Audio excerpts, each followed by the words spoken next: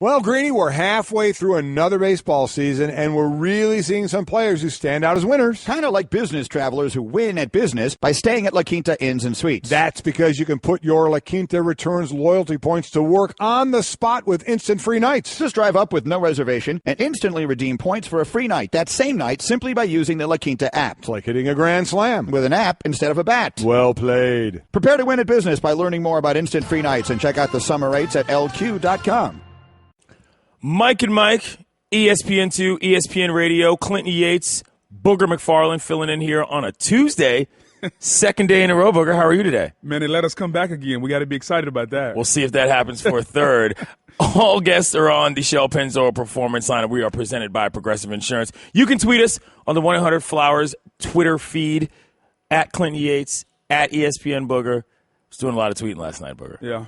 Watched The Little Bachelorette. So I presume you tuned in. No, I didn't. I've only watched probably 3 to 4 minutes of The Bachelor or Bachelorette in my career. However, I am very pleased about Rachel this season because one of the things that I've been a very staunch critic of The Bachelor and Bachelorette, where have been the brothers and sisters at? Hey. And so the fact that Rachel is the Bachelorette. Out here thriving, too. Yeah, she grinding, but I still don't watch. Hey, all right, well, you know what? I'm still not going to watch. I just can't watch that. And you, not only did you watch, you had a little viewing companion, I heard. I did. Myself and Mike Golick Jr. Shout to Gojo. I went over to his place and we watched it together. It was fun. So had how a does this little work? Date. Okay, so explain to me and explain to our audience how this works. Is there a phone call at some point during the day? Hey, what are you doing? You know what it is. No. It's 2017. Who's calling anybody on the phone? Okay, so DM slide leads to text message. And the text message says, would you like to join me to watch The Bachelorette? Or, like, are we eating dinner? Where's my phone? Well, I mean, make sure it's off, okay?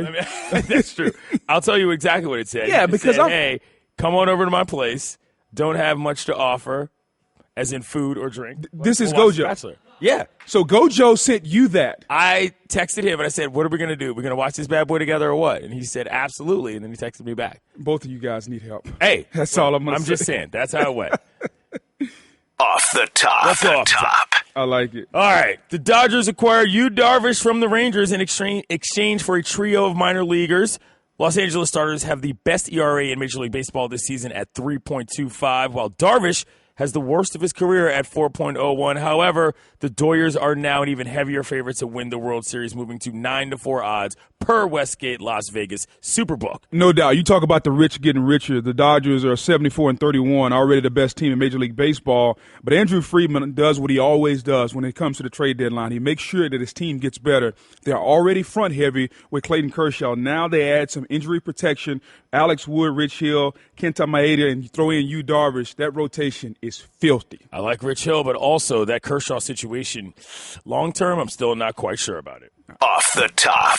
Leading the AL East by a half a game, the Yanks acquired Sonny Gray from the Athletics in exchange for 3 minor leaguers as well. Gray has 1.37 ERA in his last 6 starts, third best in Major League Baseball behind Clayton Kershaw and Chris Sale. However, he has a 4.09 career ERA against the AL East, his worst against any division. Well, no doubt. And I think when this happened, you saw their World Series odds go from 10-1 to 7-1. That's because of Sonny Gray. He's a guy that not only do they get for this year, they get him for 2 more years. So he's controllable. He has ace stuff. And the Yankees just got better. So I like what the Yankees did because they didn't just rent. They got somebody they could use long term. So good move by the Yankees. He was the biggest piece to fall yesterday, and that's where he ended up. Of course he went to the Yankees. Off the top. The star rookies for the Yanks, the Red Sox, are on full display on Monday night. Aaron Judge hit his 23rd homer at Yankee Stadium this season, one shy of tying Walt Dropo's Major League record for the most homers at home by a rookie. That's courtesy Elias. And in Boston, Rafael Devers became the first Red Sox player with a 4-hit game before his 21st birthday since Tony Caligario. Am I saying that right? We'll figure that out later. In 1965. Well, as far as Aaron Judge, here's a guy, he's been slumping a little bit. And people have been starting to wonder, did the home run derby mess the swing up? Comes back, his 23rd home run at home. This is the first one. The first home run he's hit off an all-star from 2017. So hopefully he can kind of get back in rhythm and get going because he's having an outstanding season so far. I like Aaron Judge, but these people are telling me that Aaron Judge is the future of baseball. Why don't you look at the present? He plays in the District of Columbia. Will you Off the top. What do you think I'm here for? No. You think I'm not here to tout my boys? I understand. That's what I'm going to do. I get it. You love Bryce Harper. I get LA is going to host the 2028 Olympic Games, and Paris is going to host in 2024. The Los Angeles 2024 Olympic Bid Committee has scheduled a news conference for 8 p.m. on Monday at the StubHub Center, where Mayor Eric Garcetti, by the way, that guy's got an interesting background, is expected to announce the city has reached an agreement with the International Olympic Committee to host the 2028 Games. The decision means Paris will host the 2024 Olympics and marks the return of the Summer Games to the United States for the first time since 1996 in Atlanta. LA's had it in 1932, 1984, 2028. And Paris has had it in 1900, 1924, and will now have it in 2024. They'll join London as the only cities to host 3 Olympic Games. Both games will be officially awarded at the 130th IOC session in Lima, Peru, on September 13th. So glad that the games are coming back to the United States and coming back to a city that understands how to handle the Olympic Games. We saw them here in Atlanta not too long ago. Didn't have a great experience in Rio. No. And I think with everything that went on in Rio and now everything that's going on after the games have gone, I think everybody around the world is excited to have this setting back in a city that knows how to host an Olympiad. I don't disagree, but look, I got to be honest. When it comes to the future of what the Olympic Games are, I think it is rather grim because you look at all the places where they award these things to, it almost never ends great. I want to give a shout out to my buddy Travis Walton of the Huffington Post. He's been covering this for years. Right. And, was in Brazil, did all this. It's not always a good thing when you get him, so I don't know how long we're going to see. Yeah, Brazil was one of those countries where we were very skeptical going in. Like nobody thought. I mean, here we are, probably a month out, and they were still building buildings. I don't think we're going to have that issue in Los Angeles. No, I do not. And it comes down to that's what I'm saying. If you're not going to have it in major industrial cities every time, is the entire Olympiad worth even having? We'll figure that out as time goes on. Off the top. The countdown to the first weekend of college football reaches 30 days today, from 30 days to 30 years, when Tim Brown, number 81, won Notre Dame's 7th Heisman Trophy while Miami won the national title. This year's Miami team opens practice on Tuesday with ESPN's Football Power Index favoring the Hurricanes in 11 of 12 games. Booger, Miami hasn't won 10 games since 2003. Yeah, and I think Miami has a chance to do it this year. They have to solve the quarterback position. Brad Collier is no longer there. He's gone to the NFL. But Mark Richt, who traditionally won 10 games every year at Georgia, has done an outstanding job of recruiting. So it'll be very interesting. They play in the ACC. They got to take care of Florida State. But the schedule is very, very manageable. So I think Miami has a chance to win 9-10 games this year. Give me a quick breakdown of where one's head is at this stage of the college football season if you're a player. Well, if you're a player, I mean, fall camp's just open. Yeah, everything is getting ready to go. Your eye cannot go toward the season because you probably have 2 or 3 scrimmages in between now and then. So you're just excited to be on campus. There are no girls on campus right now at most schools. So right now it's all football. You don't even have your decal on your helmet yet. Okay, so you're going blank with the name joint. It's just a plain helmet. You're nobody right now. You're trying to get better. Okay. You really don't get amped about the college football season until the people start showing up on campus. When the student union gets buzzing, that's when you know football is near because it starts to feel like football season on campus. Right now, campuses are bare. It's just a bunch of dudes running around eating grilled chicken breasts and spaghetti all day. That's what it is. Apparently they're not drinking milk. Off the top. All right. Speaking of the milk. Yes. Okay. When I walked in this morning, or should I say when you walked in this morning, you had something in your hand. And if you don't mind, let's get a shot at it. I'd like for you to pick that up. That's a full serving of whole milk. This is a single serving of whole milk, yeah. Single, full, really doesn't matter. I've never seen a grown man drink whole milk. This is day 2 of I've never seen a grown man do X. Well, we got to sponsor this segment at this point. I drink milk every single day of the week. There's nothing wrong with drinking milk. Yeah. Okay, I eat cereal. Okay, shout out to the Fruit Loops. Love the Fruit Loops and the Cheerios. But when I do, it's skim, fat-free milk. Okay. At some point, I was told by several physicians, you're past the age where milk is doing you any good. Whole milk. All right. And so I drink skim milk, less fat. I've never seen a 36-year-old man drink whole milk. So what's the purpose, of the milk, and B, why drink the whole milk this morning? Number 1, it tastes delicious. I can't really eat breakfast without drinking milk. It's like a head thing at this point. If I'm drinking something, I got to have milk plus OJ or plus apple juice or plus coffee. I can't not have it when I'm drinking breakfast. And you might have been told by several physicians many things, but in the 80s, I was told by several commercials that milk does a buddy good. So how about that? It does, but this is 2017 now, though. I know that's true, but they got run flat tires. They never had those back in the day. I mean, there are so many advancements, not only in technology, in physical preservation, and we're still drinking whole milk? Yes, I am, and I'm sitting right next to you, so I guess it's worked out pretty well. The Nationals are in the zone, but In the Zone is brought to you by AutoZone. Drive the new Duralast GT brake pads, proven tough from the tracks to the streets, and sold only at AutoZone. Get in the zone, AutoZone. I don't know if they sell milk at AutoZone, but I'll tell you this.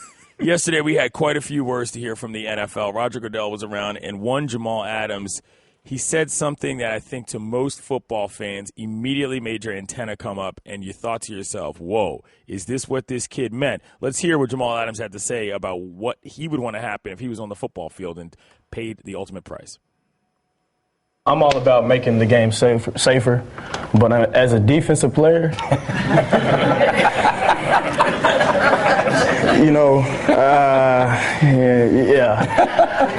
I'm not a big fan of it, but I get it. Again, I can speak for a lot of guys that play the game. We live and breathe, and this is what we're so passionate about. Literally, if I had a perfect place to die, I would die on the field. I would be at peace. Literally, I would be at peace, and that's not a lie. Booger, there's a couple things there that are a little troubling. Number one, just what he said, but number two, he's sitting right next to Commissioner Goodell, and number three, the applause from the crowd. That was very awkward to me. What were your first reactions to hearing a young man say that was something he was willing to do for the sport of football? First of all, he's a young man. Full disclosure, I know Jamal. He went to LSU. I've had several conversations with him.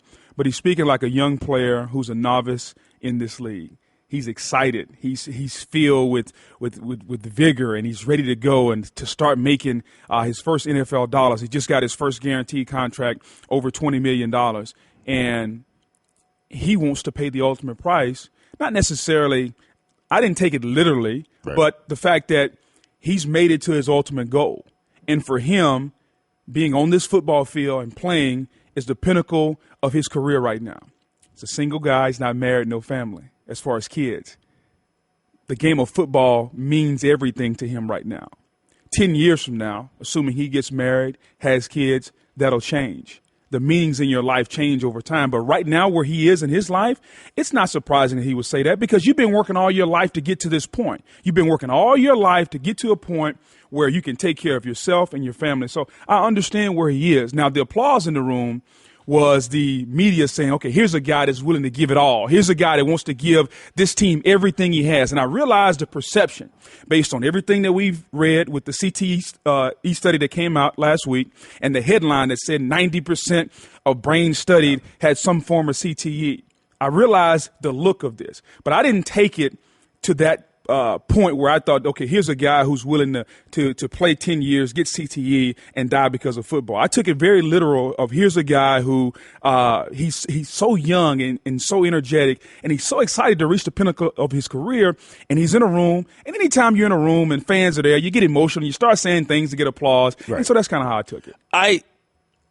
When I first heard it, I didn't take it on simple service value. It was obvious that he was going for something a little hyperbolic. Yes. It's clear how excited he is about the game. But I was talking yesterday to my friend Dominic Foxworth, who I co-host the Morning Roast with Mina Kimes on Sunday from 9 a.m. to noon on ESPN Radio. And he said, yo, man, I get that. I felt that way. He said, when you play football, you are with a group of guys that you effectively almost have to feel like you're willing to die for or with in order to be an effective unit. Mm-hmm. And he was very much understanding of where this kid was coming from. And to me, that was a little scary because it means something more, in my opinion, than just what it matters to the players. It means about what it means to me is where fans' expectation level is in terms of what the demand for the game is. And if it comes down to a point where fans are only willing to watch players who are willing to go to the wall and potentially, if it becomes true blood sport, right, in the way that a gladiator situation is or something else, 10, 15, 20 years down the line, that's not a sustainable model for the NFL. And that's sort of what I think about. I'm like, is this what we're going to be seeing every single player say every single day? in a decade in the league, not just the young guy? Is this going to be the type of player that football recruits overall to their sport? And that's what I wonder. Well, I think you, like a lot of people, are taking this a little bit far. I understand this. Football has been around a long time. Oh, yeah. Okay? Football has changed a little. It's been tweaked a little. But at its core, it's a collision sport. That will not change. It's physical, bone on bone, two dudes trying to move each other against their will. So we can change football. We can try to make football safer. But at the core point of what it is, football is physical. And I understand what people are saying about make it safer. You can't really do it. Like, you can change the face mask, you can change the helmet, you can change the mouthpiece, but understand this. I always use this analogy when it comes to the brain in football, and this kind of really sums it up for me. Take a glass of water or a bottle of water, pour some of it out, top it back up, shake it. You can still hear the water moving. Now take that bottle of water and put it in a bucket of concrete and let that concrete harden as hard as you want it. You know what's going to happen? If you got somebody strong enough to pick it up and you can shake it, that water's still moving. It's still moving. Now, what does that water symbolize? Our brain sets in the fluid inside our skull. Okay? You can put whatever you want to on the outside. When you shake it, I don't care how hard whatever you put on the outside or what mouthpiece you put in, when you shake that brain, it's still moving. So we can try to change everything in football, but when we step on the field and take the risk of playing the game, that's a risk that we accept. And here's the thing that I go back and look at. With everything that's coming out, I'm 39 years old. Mm-hmm. All right. I played 9 years in the National Football League. I played football from 13 until 30. Every day that I wake up, I think about what if, what could be, am I going to be okay years down the road? And I start wondering. I start looking at little signs when you start forgetting little things that we all do. Yeah. Hey, you forget where you put your keys at. You forgot this, you forgot that. I started keeping track of that because in the back of my mind, I'm very conscientious of what could happen. Now, do I live my life in fear, live my life thinking it's going to happen? No. But I played a game that I knew was violent, I knew was vicious. Did I know the adverse effects of CTE? No, because none of us knew that. The NFL did not release those findings. They tried to do it through the movie Concussion and everybody. No, nobody knew what would really happen before we started playing. But I'll say this. Even knowing now, if I knew back then what I know now, I wouldn't change it. I would still go and play because at some point we're going to do things in our life that take risk. And it's the risk that you're willing to take for the reward that you want. And the reward that I got, everything in my life, aside from my family, from a professional standpoint, football paid the way. So it's a beautiful game. America wants to attack football because we want everything safe. We want everything in a cookie cutter and nobody gets hurt. Life isn't that way. And I think the life of a football player, the moment we signed up, and I'm not talking about little league, 9, 10 years old. Warner or whatever. I'm talking about once you got to a point where you were cognizant of what was going on, when you made a decision to play big-time college football or high school football, that's the moment you accepted what could happen. Mike and Mike is presented by DraftKings. Try daily fantasy for free at DraftKings. Use code Mike now at DraftKings.com. Can't imagine many of Greeny's Jets are going to be involved in most people's drafts. Let's hear about what Roger Goodell had to say about the lifespan of NFL football players. Even if it means your life is getting short, you're only going to live to be 50. Yeah, but with all due respect, let's just try to stay with statistics. The average NFL player lives 5 years longer than you. On average. So their lifespan is actually longer and healthier. And I think because of all the advancements, including the medical care, that number is going to even increase for them. So I think we just got to make sure we stay with the real data, because that's real data, by the way. Okay, if you don't accept it, I get it. This is what we talked about yesterday, at least I talked about yesterday, in terms of Roger Goodell seemingly to constantly want to insult my intelligence when it comes to everything. The lifespan of an NFL player is completely unrelated to the potential risk of what happens when you're on the field. Now, my feelings about the safety of the game and how America feels about that aside, I don't need the commissioner of the league giving me scattershot statistics that have really nothing to do with the viewing experience and what I'm going to spend my money towards when it comes to enjoying this league. And this seems to be just another example of Roger Goodell acting like nothing is really even potentially wrong. But when we all know, as you just said, this is a very violent game. But what would you like him to do when the media and everybody's attacking the game that he's commissioner of? You want him to sit down and just be quiet silently and not say anything?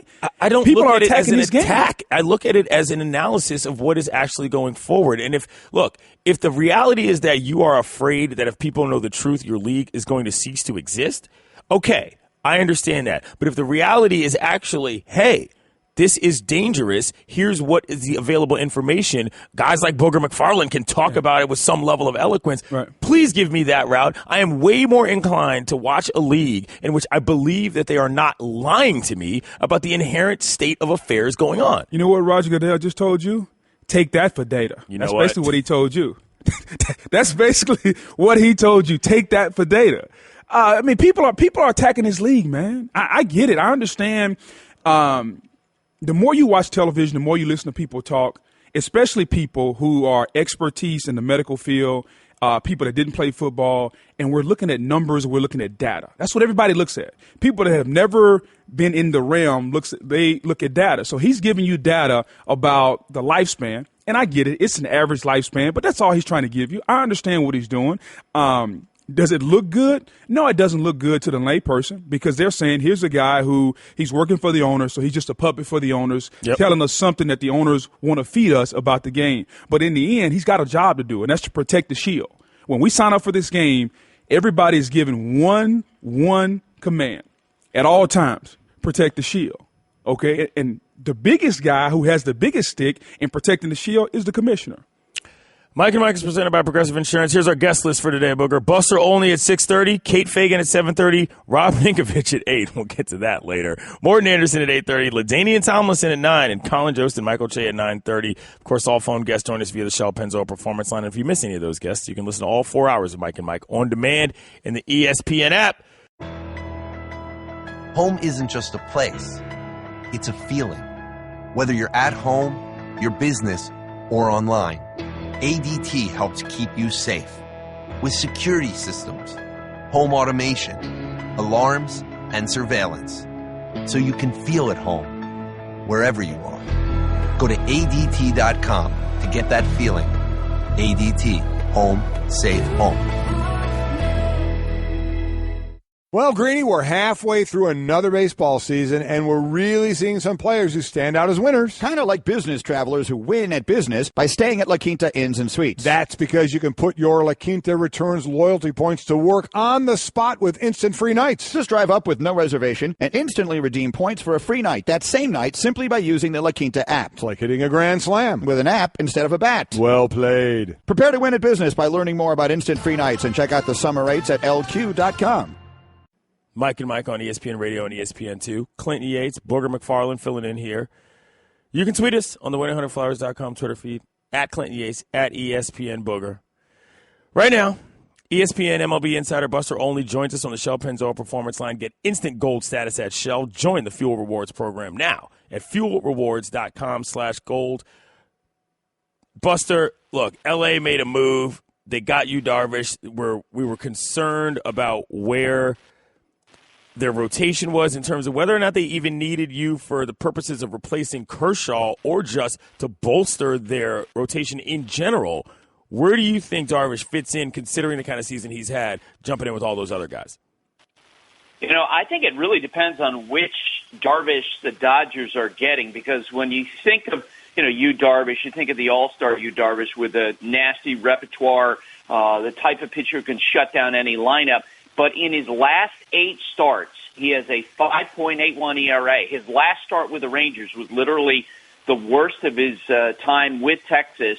And I know from talking with evaluators, they have some questions about him right now. And they have some questions about how is he going to handle the pressure going to the Dodgers now as being the piece added to a near-perfect team to try to help them win the World Series with his free agency looming. And it'll be very interesting. And I don't think that, the Dodgers necessarily upgraded their rotation in a big way, because they have a tremendous rotation.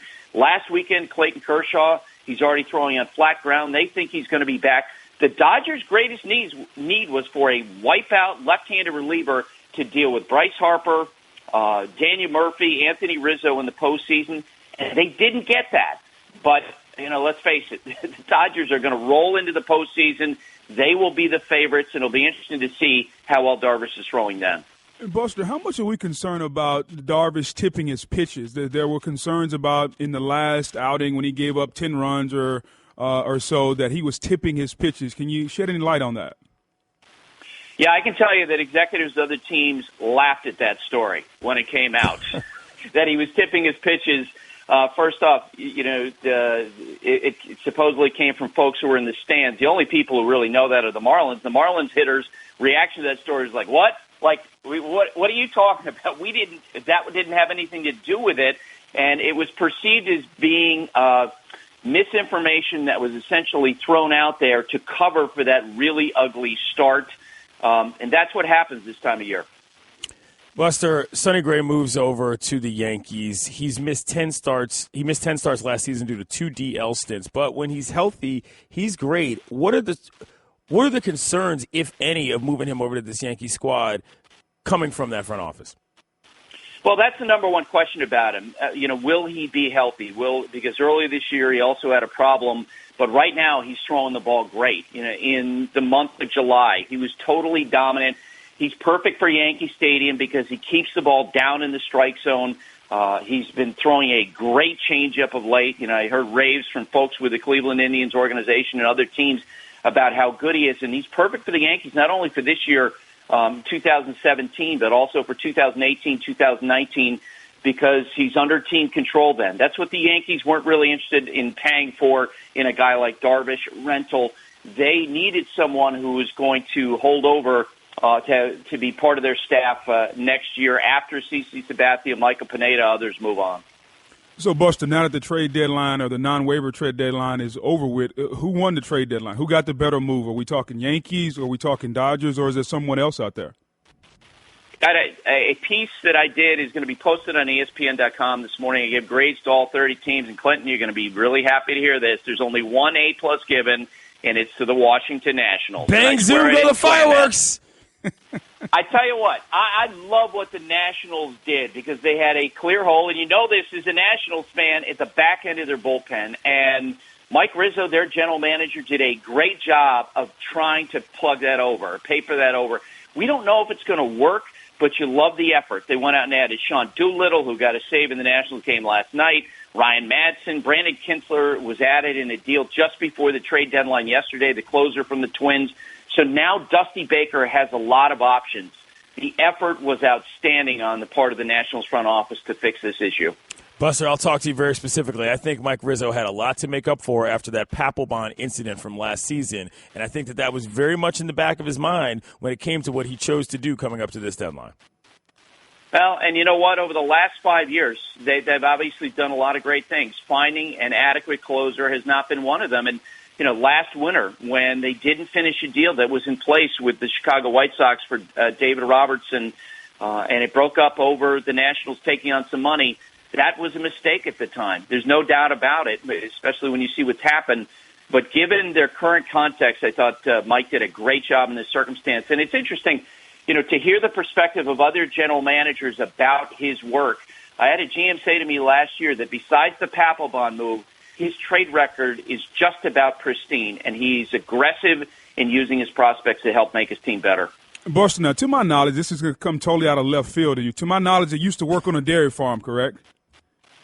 I grew up on a dairy farm. Yes, I did. 50 Jersey cows. I love it. Okay, so you're the perfect person to ask for this. I came in this morning, and I'm sitting here getting ready for the show, and my co-host Clinton Yates is chugging a half a carton of whole milk this morning. It's a quart, booger. Okay, it's a quart half a carton of milk. He's a 36-year-old man, Buster, chugging whole milk at 5:45 in the morning.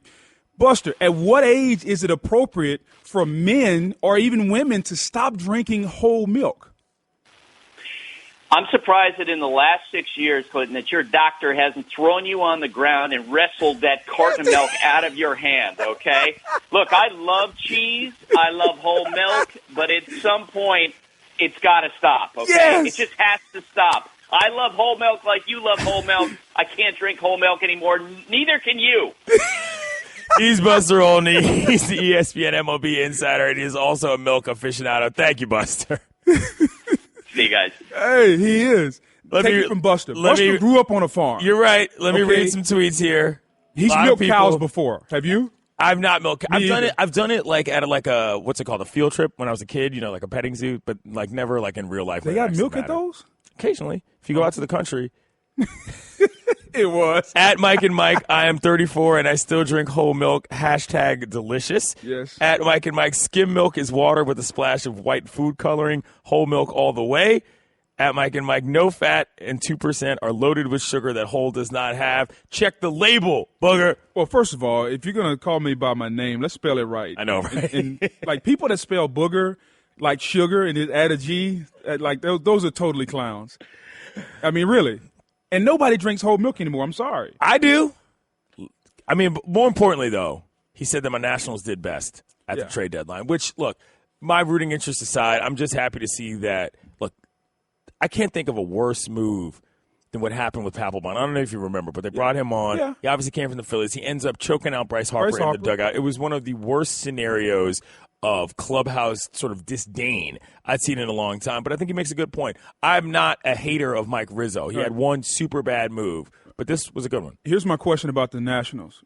When? I mean, because we keep saying this is the year. This is the year. A lot of young talent. Gio Gonzalez, Zimmerman. Looked great last night, Gio did, yeah. Yeah, no doubt. I mean, they got a lot of talent. And we keep saying that this team is right on the cusp of taking out everybody in the National League. But this year, the Dodgers are the cream of the crop in the National League. So right now, if the Dodgers and the Nationals meet, in the NLCS, what's going to happen? To me, the window is now. You're not, if you're the Nationals. They said that last year, though. Well, I'm saying, but the last year, the window might have been 2 years. At this point, let's not forget one other thing. They haven't re-signed Dusty as well. Dusty is operating on a year contract. So I believe that the organization believes that the window is now as well. And if it's not this year, and if it's not next year, you're looking at totally – because guys like Ryan Zimmerman aren't going to be the same players after that. Right. Jason Worth, who can't manage to get on the field anymore, and they don't even need him, is going to be another year older. To me, the window is now, and you're reaching if you think it's going to be next year as well. Yeah, I get you. And I'm just glad they showed up the back end of the bullpen. Because continuing to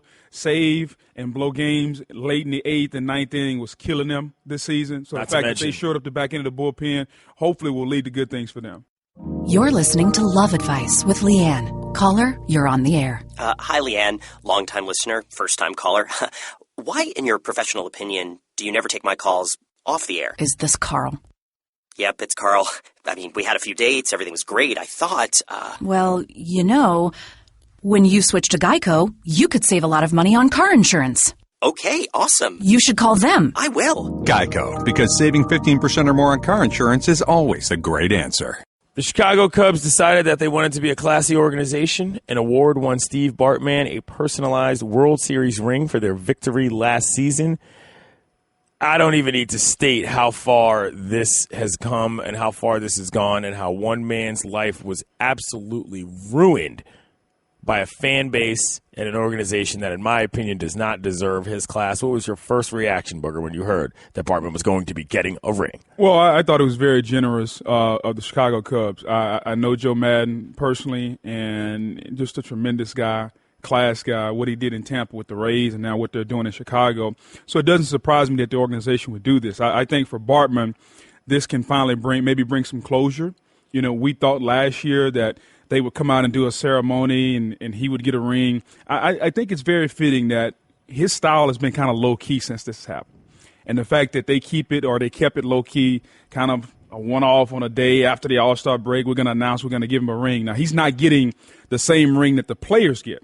They did 3 tiers of rings. So the players got 1 tier, then you got staffers, and then they made another tier. So Bartman is getting the one that the staffers are going to get. But I thought it was a classy move by the Chicago Cubs. And I think something that years from now, a lot of fans will appreciate, but a lot of fans also will be aware, I think, especially in games of significance. Yeah. Keep your hands in the stand. I mean, let's just keep them in there, Here's the statement that Steve Bartman made. He said, "Although I do not consider myself worthy of such an honor, I am deeply moved and sincerely grateful to receive an official Chicago Cubs 2016 World Series championship ring. I'm fully aware of the historical significance and appreciate the symbolism the ring represents on multiple levels.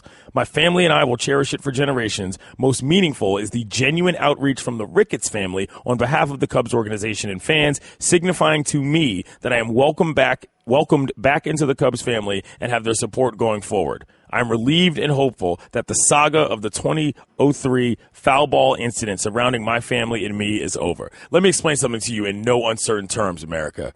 Chicago Cubs fans do not deserve Bartman's class. Period. All right? That incident should have never gone that far. There are myriad reasons why the Cubs did not win the World Series that year, and I'm sorry.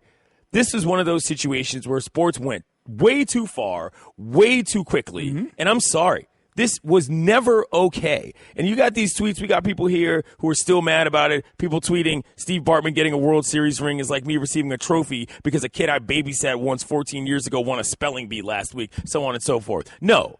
What Steve Bartman getting a ring represents is that at some stage you have to understand what the purpose of sports are. Okay? It's entertainment. Yeah. And there's some level of collegiality, and there's a communal vibe that people enjoy.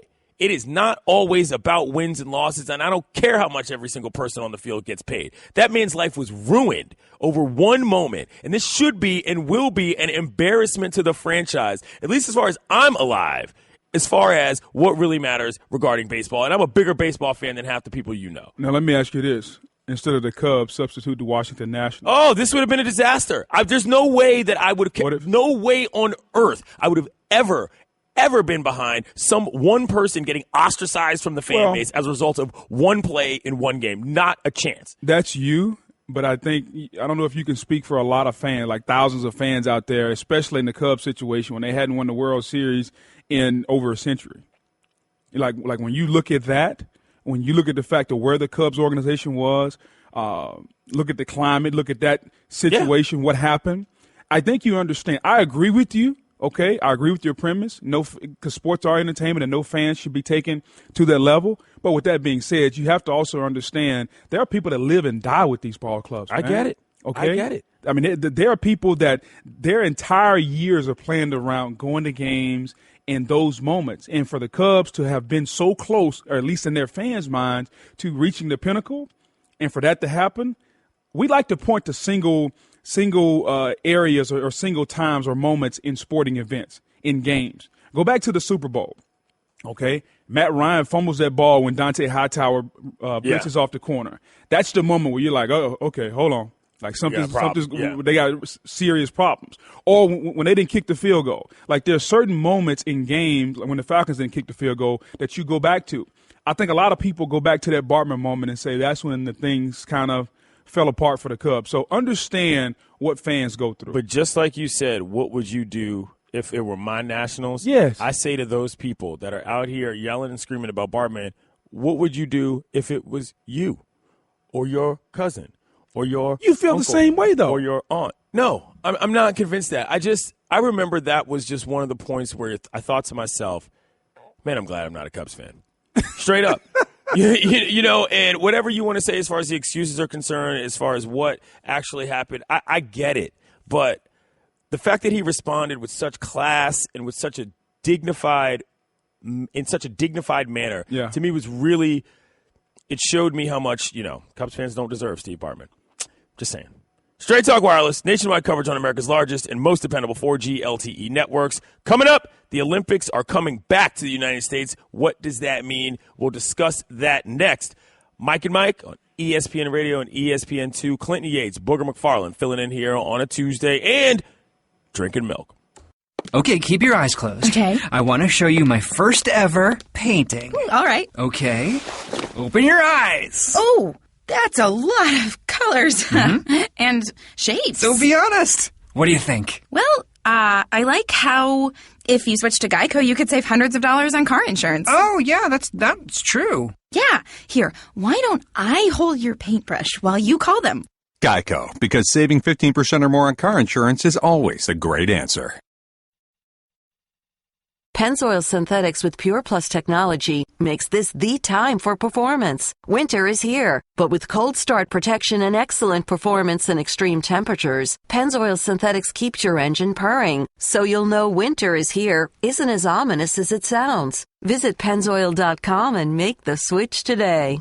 Mike and Mike in the morning. I still say that as part of my natural thing. Clinton Yates, Booger McFarland, ESPN Radio, ESPN2. You might know me from The Undefeated or from the Morning Roast on ESPN Radio. Sundays, 9 a.m. to noon. I do that with Dominique Foxworth and Mina Kimes. You listen occasionally, right? Yeah, or they could know you from like the dairy aisle at any grocery store. Like standing there holding milk does a body good. There is that, too. We're, of course, presented by Progressive Insurance, and all phone guests are on the Shell Pennzoil Performance Line. You can hit us up on the 1-800-Flowers.com Twitter feed, at Clinton Yates, at ESPN Booger, at Mike and Mike. Let's read some of these. At Mike and Mike, the ring is just a way to lure him back, that being Bartman to Wrigley for his tar and feathering. Once again, this is what we're talking about, Cubs fans. These jokes are not funny. At Mike and Mike, way to lump all Cubs fans together in the treatment of Bartman. Plenty of us fans weren't involved. That sounds like an All Lives Matter tweet. And at Mike and Mike, as a Cubs fan, I am so happy that Bartman got the ring.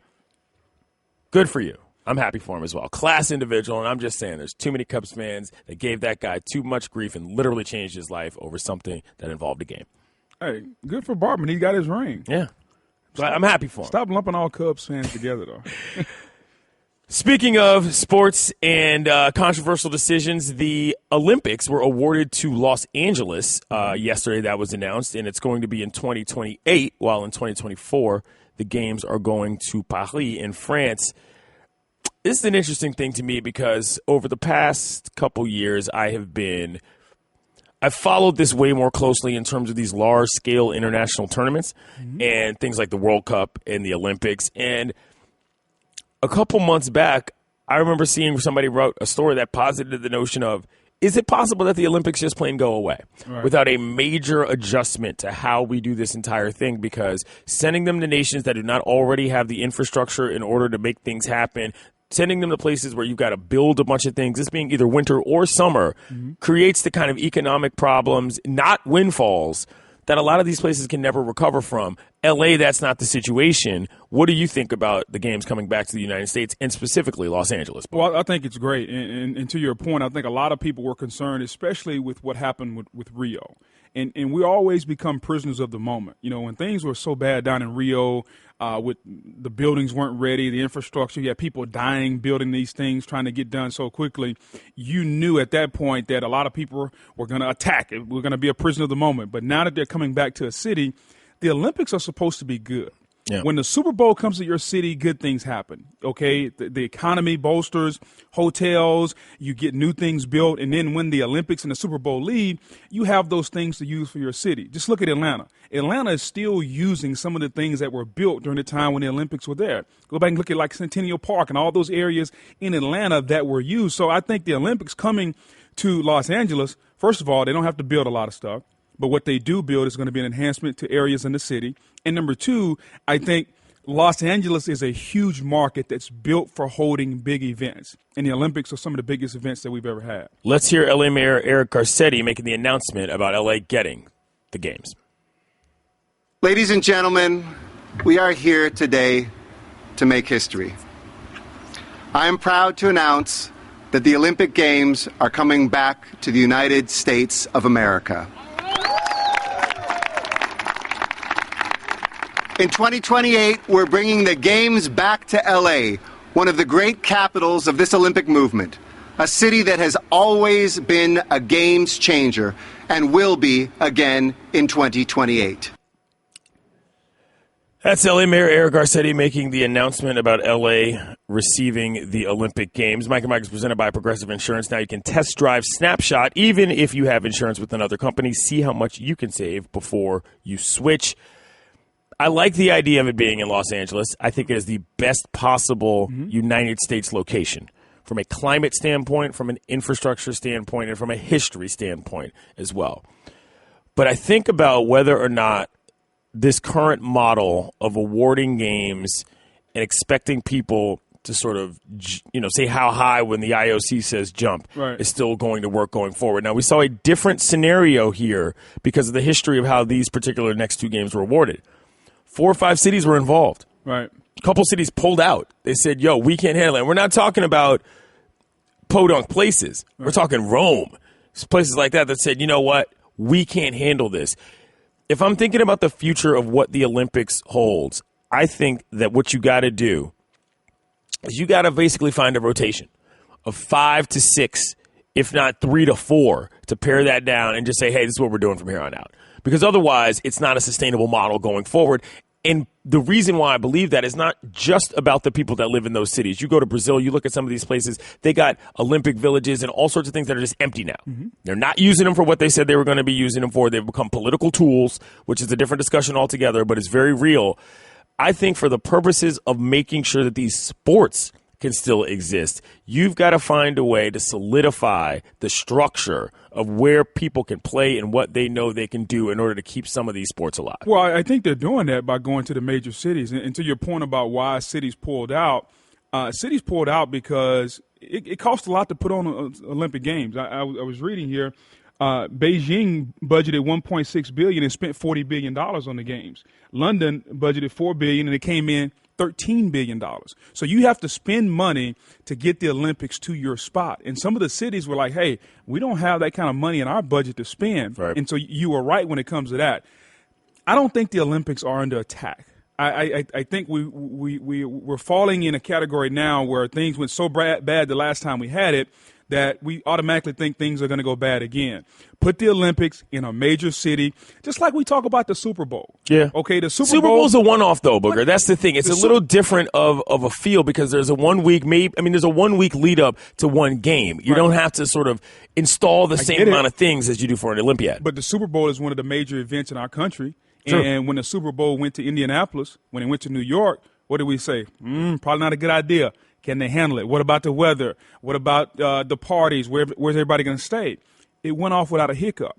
When you do things here, and I'm not talking about the country this way because I live here, but when you do things in the United States, I think, especially in major cities, I think there's a tendency for us to lean to the safe route, realizing that we understand how to put on big events. We go through we dot all our I's and cross all our T's when it comes to the big time major events in this city. So I understand what Los Angeles is going to do. I think we all are very confident that Los Angeles is going to be able to pull it off because they've had an opportunity to do this before. This will be the 3rd time they've hosted. Yeah. This will be the 3rd time. And so I think they understand how to pull off an Olympiad. According to 538, host cities almost invariably fail to cover Olympic costs with associated revenues, leaving them with piles of debt and various useless venues. They just got to find a way to curb that. And I think you'll find a lot more people will feel a lot better about the product and about what they're looking at when it comes to that. Let's hear what ESPN's Wayne Dreys had to say on how L.A. can handle this particular Olympiad. There is no city in the world that's more Olympic ready than L.A. They could probably host the Olympics in a few weeks if they had to. They are not going to build any new permanent venues as part of their plan. The Olympic Village, they're going to use the dorms at UCLA. The Media Village is going to be at USC for the Media Compound at Universal Studios. Oh, wow. Okay. They're doing a lot of different things to try to make this as fiscally responsible as possible. Mm-hmm. And what's going to happen is, more than likely, it's going to be a success. They'll probably have a surplus that did in '84. Right. And then you'll have other cities line up wanting to do this. The problem is those cities don't have this infrastructure. Let's take it out of the negative here, Booger. Right. What's your favorite Summer Olympics event? It's always track and field. Yeah. And what in specific? Oh, it's the 100-meter. Okay. Yeah, because I think it's the one event that at some point, we all have done or had thoughts of doing, right, which is running. Like, we all can run, some faster than others, but I think when you look at the 100-meter, it's much more than, pole vaulting and triple jumping and with this kayak racing and all these different things. It's the 100-meter. To your point about the attack on the Olympics, I think that's the bigger thing we need to pay attention to here is how can we make the sports that take place during the Olympics more on our brain? How can we become more conscientious of those sports throughout the 4 years in between? The gaps. That, to me, is the bigger issue. The cities will be fine. Okay, building buildings, getting the right venues, the revenue, the budgets, they'll figure that out. How can we get the viewership when it comes around? Because we only pay attention to some of these sports a couple times every 3 or 4 years. How can you get that done on a consistent basis? That way the interest is there and we all pay attention. I think that's a bigger attack than the venues around the world. I want to give a quick shout out to Jody Avergan of 30 for 30 podcast. If you haven't heard that, check that out. There's a very good one about Dan and Dave. Remember that marketing campaign of when Reebok tried to take over? And it kind of blew up in their faces. It's a very interesting story about what became of those two guys, two decathletes that were going into Barcelona. One of them didn't make it, and it's a very interesting story. So check that out. 30 for 30 podcast. Very good. Mike and Mike, Clinton Yates, Booger McFarland, ESPN Radio. Going to switch gears here a little bit. The MLB trade deadline was yesterday. Clearly, my Nationals did well. Just want to remind you of that. Is that what this is about? Just want to remind you of that. Sonny Gray went to the Yankees, and Red Sox GM Dave Dombrowski was asked about what the Yankees look like in comparison to another NBA squad we've seen a lot of. You mean the Golden State Warriors are you talking about? Yeah. Yeah, I think the Golden State Warriors have probably significantly made some moves. So, yeah, I expected it. I'd have been surprised if they didn't. But I think that Brian probably has made them the Golden State Warriors, and we're the significant underdogs when I'm listening to the MLB network, so it's the kind of switched on them. So I would anticipate that, like he said early in the year, that he didn't know how the Red Sox would lose a game. I think it'd be the same. I don't know how they'll lose a game right now. I don't know when being the Warriors became like somehow a bad thing when it comes to, organizations, but I think that the Yankees have done well. I don't look, there's this perception that the Yankees only buy players and that they sort of don't really deserve a lot of the credit that they've gotten in terms of winning rings, in terms of staying relevant over the years. I'm sorry, last time I checked, the goal is to win, and I've never really had a problem with how the Yankees went about it in terms of the fact that if it works, it works. If it doesn't work, you sell yourself out. But in this case, they managed to rebuild without necessarily stripping themselves of everything they already had. Yeah, and you have to put this in context a little bit. When Boston got Chris Sale, Brian Cashman called them the Golden State Warriors of baseball because now you got Sale, you got David Price, a couple of pitchers who arguably from a left-handed standpoint are two of the best in the game. And so being the Warriors isn't a bad thing. Nope. What being the Warriors is, it's basically telling you and your fan base that you have every chip, on the table. So you should win.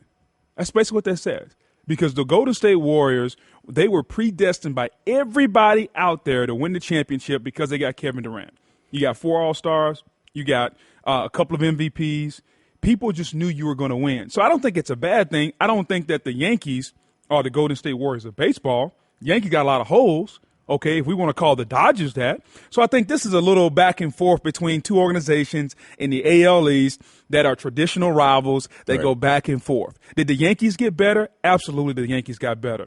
If the front end of their rotation plays well, if David Price can get past his postseason failures and Chris Sale can just be Chris Sale, there's a 1-2 combo right there that can be as nasty as anybody in the league. Yeah, well. Now, then you go over and look at the Yankees. If you got Tanaka, you got CC Sabathia that can give you 5 or 6 innings just to get you to a bullpen. Right. Because you're not looking for CC to go 8 or 9 innings. He's not that guy anymore. No, he can't do that. But if I got Tanaka and I got Gray and I got Sabathia when I need him, maybe I can even bring him out of the bullpen once we get into the postseason where the rotations are a little bit more small. I like what the Yankees did. I think in the AL East, the Yankees and the Red Sox are going to decide the division. No disrespect to the Rays, but I think the Rays are going to be in a little compromising situation down the stretch. I think, though, if we're going to use the Golden State Warriors of baseball, how can we not put that with the Dodgers? I agree. How can we not? The Dodgers made another move yesterday. They got Yu Darvish to sort of shore up that rotation. We asked this question of a couple people yesterday. Did they need him anyway? Never mind the Kershaw circumstance. And I think that that's a yes. Yeah. Because for me, look, the Dodgers are a great team, but the Dodgers, again, aren't guaranteed anything. They haven't won a World Series since '88. I mean, that is a starving franchise once again, if you will. And I think for them to make these moves now makes sense for what they want. But the question is, which Darvish do you get? Is this guy going to be the guy who, has one of the historic strikeout rate? Like, who are you going to get with them? And we were talking to Buster Olney earlier on the show. I think the pressure in that Dodgers cooker is a real big deal. I don't know how much I love bringing a guy like that into this situation for them, especially when he's going to be a free agent. Well, I get that. Here's what you love about Yu Darvish. Don't fall into the failure of saying, okay, what did he do the last 5 or 6 starts? Right. Go back and look at his whole body of work. He's been a guy who came into this league, said he had 7 pitches. Well, that might be a few too many. I mean, you really only need 3 or 4 pitches in this league, and you need to get good at your craft. But he's a guy that traditionally that can eat up innings, and he's got filthy stuff. He's a big guy. He's been pretty durable throughout his entire career, even though as of late he's been hurt a little bit. So I like what you get overall from Yu Darvish, especially – if the Dodgers are healthy and you can throw out Wood, Hill, Kenta Maeda, and Kershaw gives you Kershaw's the key. Yeah. Because if Kershaw is leading that rotation, the rotation can be dominant. Now what I think happens is, let's say worst case scenario pops up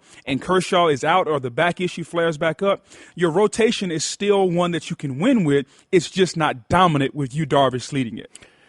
Let's hear what Mark Teixeira had to say on Baseball Tonight about Darvish and the situation now with the Dodgers.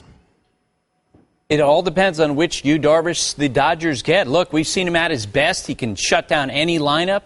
His last 8 starts, Tim, a 5.81 ERA, and he goes to the Dodgers amid a lot of pressure. Right. A historic strikeout rate, however, and when he's right and when he's acclimated to the situation, he's a number 1 starting pitcher. Now the Dodgers have the best pitcher in baseball, and they add a guy whose stuff is just as good as that of Clayton Kershaw. But Buster's right. Which Darvish are they getting? The one with a 7 ERA in July or the guy with the historic strikeout rate? Yeah, it's World Series or bust for the Dodgers, and Darvish is a guy that can go into the playoffs and throw a shutout. His stuff is that good. And they don't mind if he gets blown out in the second game because they need Clayton Kershaw to be healthy and a couple other wins, and that's their blueprint for a World Series. Maybe I've just got, a little reticence because when I think of the concept of World Series or bust, right, I get nervous, and I know how that makes fan bases feel, and I know that for some players, that's just not a situation you want to be in. Well, it was title or bust for the Warriors this year. Yeah, that's true. It'll be title or bust for the Warriors next year. That's true. Basketball is a little different, though. Well, but it's still sports, though. You can't jump in the stands and maybe lose a World Series for a team. I get basketball it, court. But going back to Yu Darvish, a lot of pitchers in baseball can pitch strike 1, strike 2. Very few pitchers have a put-out pitch. Darvish has got 3 he can get you out with, okay? He's got 3 pitches that can be out pitches. And it's one thing to get strike 1, strike 2, but when it comes postseason time, you have to have an out pitch. That's why his strikeout rate has been historic throughout his career because he's been able to get people out. And people fall prisoner and say, yeah, but he struggled late. He hadn't been, and is this a long-term move? He's going to want a huge contract. You already have $300 million invested in Clayton Kershaw. Don't worry about that. Worry about the now. Okay, worry about the now. If the Dodgers can win a championship, that's all that matters. You got to worry about Clayton Kershaw if you're a Dodgers fan in the organization. Worry about you can't that just say that later, though. Because worry about that in the offseason. We just listened to Kirkjian say this. If he's the number 1 pitcher in baseball, yes, and let's just say the you that you want is not the you that you get, correct, you suddenly have a major problem. Rich Hill isn't no spring chicken either. Next thing you know, your rotation is kaput. This is a serious issue for them. They got to make sure this all works now, or else this short-term investment is long on money, short on rings. Dodgers are in a seriously pressure-filled situation. It's a pressure-filled situation, man, but pressure busts pipes, baby. That's what sports are about. And so I think that if you're Andrew Friedman, you're banking on the fact that not both of those guys are going to be hurt. Well, yeah, you minimum can't presume one that. is going to be healthy. Right. If they get Darvish, and I know they won't Kershaw, but if they get both of those guys, then look out. So I think that's what they're banking on when it comes to that. It's basically protection. You're not going with a 5-man rotation in the postseason anyway. So if they get 4 out of these 5 guys healthy, I think they'll be okay. Cubs trying to work on their mojo, giving Steve Bartman a ring. How do you think the Cubs look? Because let's not forget, they won the World Series. It's not like they're out of the situation. I think the Cubs look pretty good too. People are sort of somehow sneaking up on people, which I find strange. But they've got as solid a team as any when it comes to their postseason chances. They have a solid team. They've underachieved so far. Okay, Kyle Schwarber, Joe Madden tried him in the leadoff spot. That was a failure. A lot of the guys that they've been depending on, Hayward. He hasn't played well. They miss Dexter Fowler. Like, you miss the tone setter. You miss the maitre d' when you walk in the restaurant, the guy that gets you started on your dining experience. Right. They miss him. Now, they have to pitch better, okay?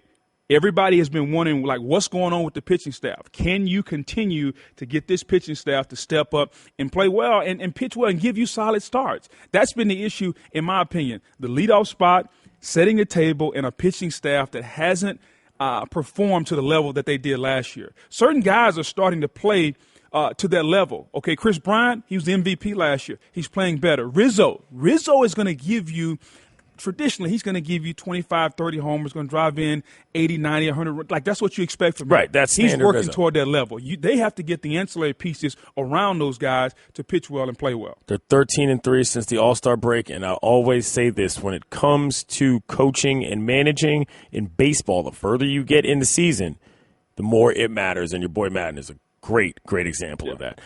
Mike and Mike, reminder you that if you want to get in touch with us, tweet us at Mike and Mike through the 1-800-Flowers.com Twitter feed. Nothing makes a summer, birthday, or anniversary more magical than 1-800-Flowers.com. Right now, when you order a dozen multicolored roses for only $29.99, you get another dozen absolutely free. Go to 1-800-Flowers.com/ESPN.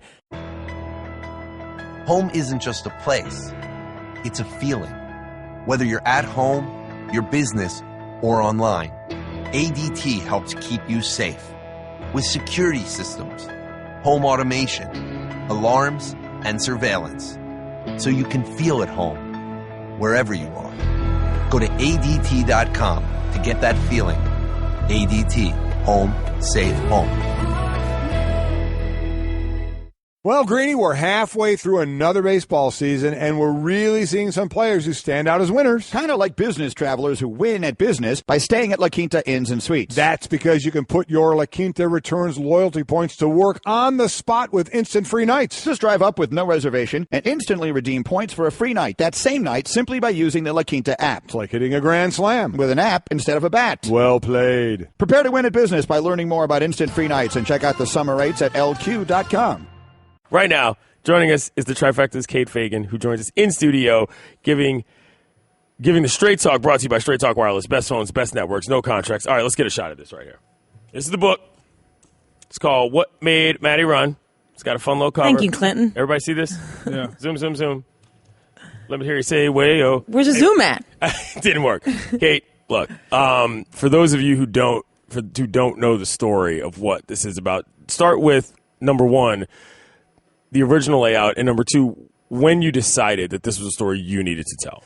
Well, the original piece was a couple years ago with the ESPN the magazine about Madison Holleran, who's a young woman who died by suicide while a track athlete at the University of Pennsylvania. So doing the original piece was important to me because I lived in Philly.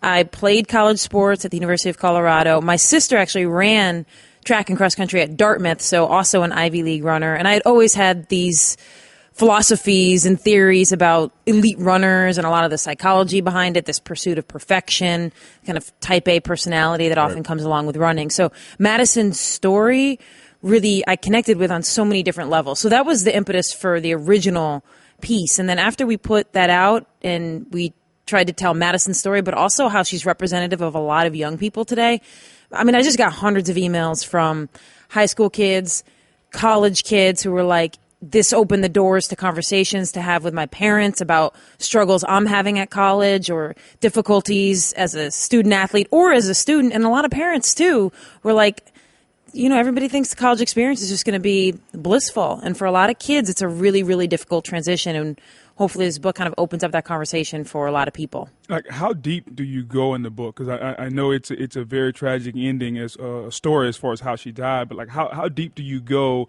and what can people learn once they get through this book? What will they learn about some of the struggles that college athletes have, Kate? Yeah. Well, for this book, which was different than the magazine article, I had Madison's computer. The family gave me her iMessages, her emails, her documents. So this book goes deep in terms of bringing Madison's voice to life and insight in whatever way possible that anyone can glean from a human through technology, which I think we think is really intense and introspective. And often you're left wanting because of that we don't communicate necessarily as intensely on technology as we think in terms of the actual emotions we convey. But what I hope people learn, it really depends where you're coming from. If you're a student or a student athlete, I think you're going to get one thing from this book. Maybe it'll be eye-opening about the transition to college. If you're a parent with a kid, hopefully you're going to talk to them and not just say, hey, college is going to be the best 4 years of your life.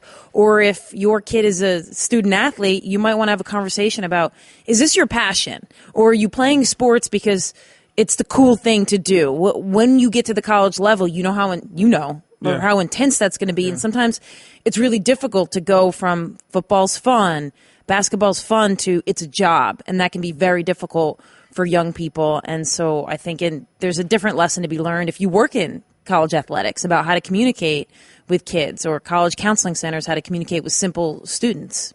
We're talking with Kate Fagan here on Mike and Mike. Clinton Yates, Booger McFarland filling in. I want to ask you both this question, actually, which is about that transition. Being a college athlete, things going from fun to a job. You talked earlier about making the decision that you want to be a big-time football player, or making the decision that, hey, I'm actually going to try to go to the next level when it comes to playing sports. How does that square as far as those who don't make it from a mental health capacity with the athletic departments and the parents and the people whom parents entrust to actually be the gatekeepers of those experiences? Well, I think right now there's a disconnect between athletic departments being equipped to actually have certain conversations with student athletes. I mean, we both played Division I sports, and Booker then went on and played at a certainly much higher level, but the millions of dollars that are poured into the physical health of athletes, it's through the roof. And yet for most of these top-level programs, the amount of money poured into the mental health of an athlete is minuscule. I mean, you get hurt, somebody runs onto the field, they're like a hamstring specialist. Yes. Right. If you say, my brain is hurting, in whatever capacity that is, it's like they're pointing you across the campus. Yeah. So the conversation that needs to start, and athletic departments are starting to have it. Like, I just came back from the Big East Mental Health Summit, the first of its kind. So athletic departments get that they need to be better about this. Is that Georgetown?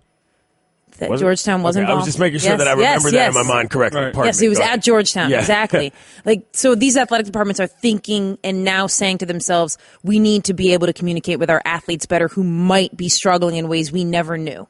You know, I think that the only time mental health is brought up when it comes to athletes is when something tragic happens, because then they want to bring in grief counselors and people to talk to you and how will the football team feel. Nobody really talks about the struggles of playing big-time sports and the pressures that put on you. And sometimes there's pressure from family members. There's pressure from all different forms of society. And here's the biggest pressure. When you are supposed to be something or someone, and you don't achieve, or your friends don't achieve, and now everyone feels a certain way. How do you deal with that pressure? Because expectations about who you're supposed to be and how you're supposed to act and what level you should achieve, those pressures in life come from family members. They come from other friends. They come from all around. And when the expectations aren't met, I find that, and I've seen that, where those people struggle. Because if you and I are great friends and you go on to do great things, but I was the one that was expected to, now everybody's looking at me. And that's a pressure that's tough to deal with. But college is focused, as Kate said, on the physical aspect. The only time mental health is brought up is in a tragic situation, grieving. How do you deal with this? When someone dies, that's the only time. And when you look at other sports, think about golf. Golf is kind of on the forefront with sports psychologists. They travel with them. They're always there. They're just getting into the mindset of the athletes, and it's something that collegiate athletes don't necessarily get. Kate, last thing I'll say about this, and I don't want you to speak for sort of anybody, but how do you think the specific communities around her that are sort of dealing with this at this stage, sort of book aside?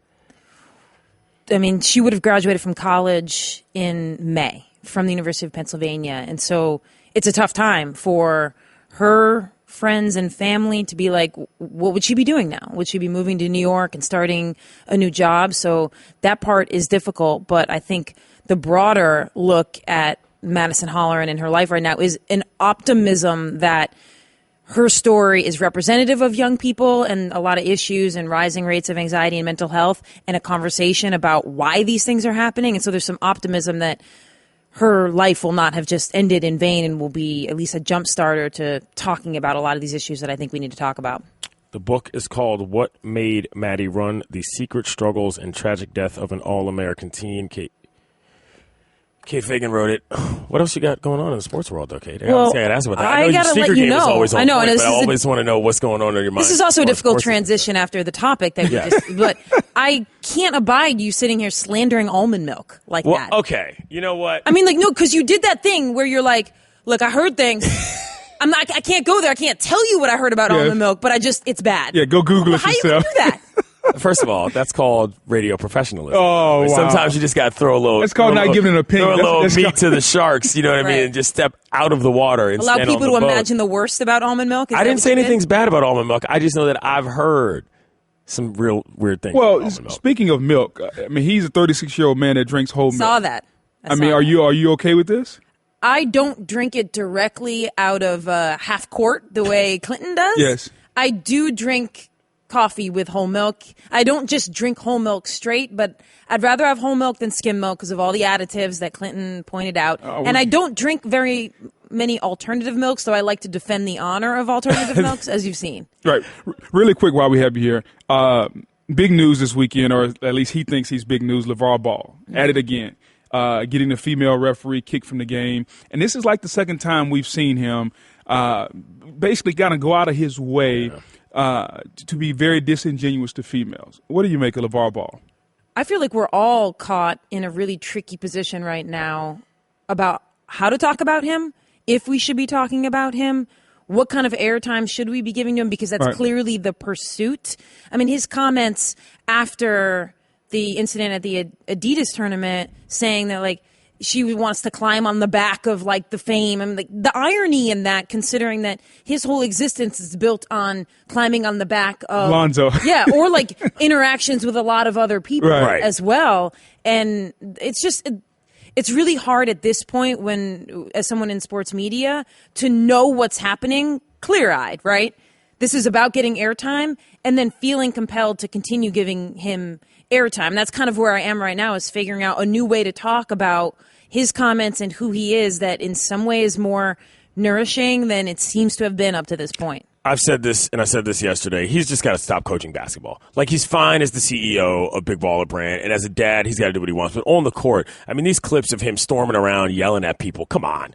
What are we doing? We can't have this. If he stops coaching basketball, I'm not saying that changes his mindset in terms of what he's presenting to the world, but I think he eliminates himself from a lot of those situations in which he's going to embarrass everybody involved. Well, yeah, because it seems like the conversation then becomes about how he is either good or bad for young men under his guard in this case. Yeah. And when this is your behavior on the court, like, you can't convince me in any respect as a former athlete that threatening to leave the game because of a call is like a good role model for young people. And so if he wants to stick completely with his brand life and what he wants to do there, well, then I'd have less to say. But the second you tell me he's like a coach and a role model and this is the behavior, it's hard to in any way. Yeah, he's a sideshow. I mean, let's just leave it at that. He's a sideshow.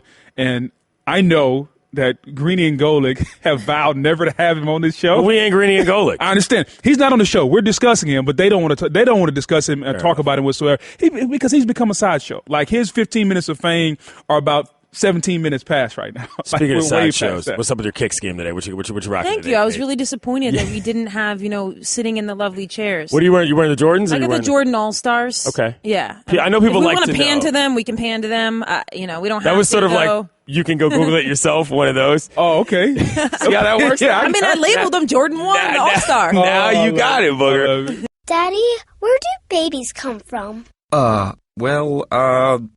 Mommy went to the store. Oh, well, you see, there's a mommy and a daddy, right? Right. And see, when they call Geico, they could save a bunch of money on car insurance. Oh, really? And that makes them happy? Yes, that makes them very happy. That's good. Yeah.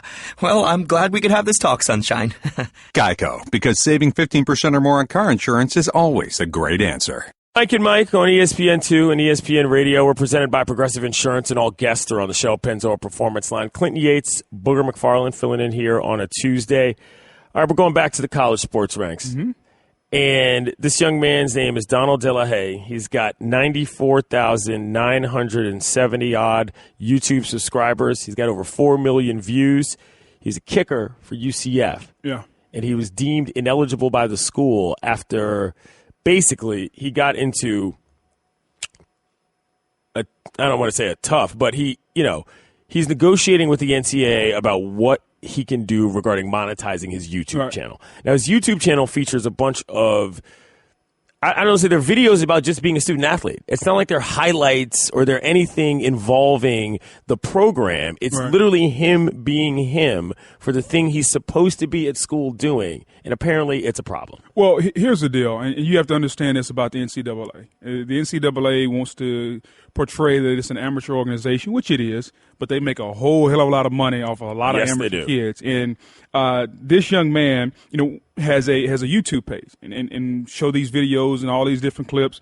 And once you get to like 10,000 views, you can start to monetize this and the ads, and you can start to make money. And we're researching like how much money he was making. But for him, he was using his football prowess, his student athlete, videos and pictures. And UCF basically said, hey, this is a red flag with the NCAA. NCAA doesn't like it. I'm just warning you. And so realizing that this was an issue, he was going to be suspended. Okay, they knew he was going to be suspended or the suspension was looming. And so they were a little bit proactive, and they started meeting. He and his representative in school started meeting with the NCAA.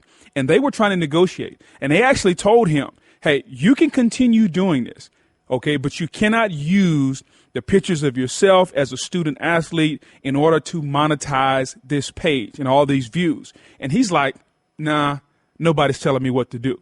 That's not happening. And so negotiations fell apart. And once they fell apart, now the school and NCAA, he's ineligible. And a lot of people are ticked off about this because here's a young man basically hustling. Okay, he was taking the money, sending it back home to help his family. I get it. A lot of people aren't going to buy that. He's a guy. But to me, this is the perfect situation. He's not at a big-time university. Mm-hmm. This is not Alabama. This is not USC. He's not getting all the benefits of the huge school. It's UCF right in Orlando, Florida. And it's like an hour from my house. That's in your backyard. And right in my backyard. He's trying to make some money to help his family out. And we can't be talking about like thousands of dollars. Whatever money he's making right there, he's sending back to his family. And I think the NCAA, although the premise, what they're doing, I understand because they're an amateur organization. I just don't agree with sometimes how far they reach. Look, and this is not the first time we've seen YouTube and sort of outside interests get involved. We've got the Gonzalez twins that were out at UNLV who had a music career that the NCAA tried to shut down. This is just another one of those stories, though, that is a complete no-win for this governing body. It feels so incredibly restrictive to just say at any and all costs you cannot do anything when we just talked about the amount of money poured in to every single athlete and what their physical bodies look like. I don't know at what point we can move away from the completely strict rule setup to something that just makes it fun again on some level. Does this make sense, Booger? Right. Because, look, not everybody is going to be a Booger McFarland who's going to the league. You know what I mean? You've got to incentivize a reason to want to play beyond just books and board. Well, and just to give context, a Wiley quarter figure is basically $7.60 per 1,000 views. That's 3 or 4 years old. Just to give an example, if a video got 5 million views, he would make roughly $38,000. Which is chump change in the context of any athletic department. But we're not talking about hundreds of thousands of dollars. This is a case, in my opinion, where the NCAA, like literally, I understand what they're doing because like this could become an issue if everybody started doing it. However, this is a case where the kid is clearly just trying to make a hustle and send some money back to his family. So the NCAA, although they are right by the letter of the law, I think they're really, really overemphasizing the rule here.